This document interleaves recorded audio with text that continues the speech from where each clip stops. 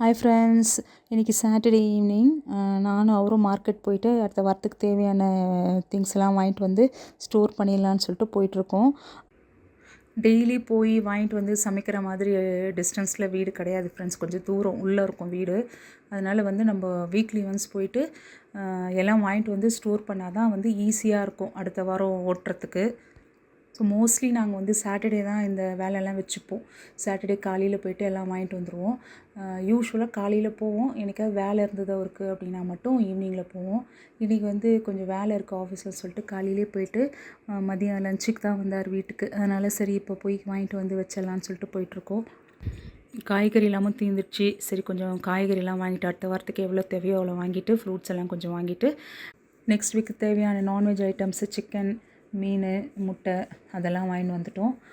என்னென்ன வாங்கிட்டு வந்தேன்னா நான் வந்து கொஞ்சம் நெத்திலி, எறா, கொடுவா மீன், சிக்கன் இதெல்லாம் வாங்கிட்டு வந்தாச்சு. வாங்கிட்டு வந்து இப்போது எல்லாத்தையும் வாஷ் பண்ணி டப்பாவில் போட்டு வச்சிட்டேன். இதை எடுத்து அப்படியே ஃப்ரீசரில் போட்டால் தேவைப்படும் போது எனக்கு எடுத்து நான் சமைச்சிப்பேன். அடுத்த ஒரு வாரம் எந்த டென்ஷனும் இல்லாமல் அப்படியே போயிடும்.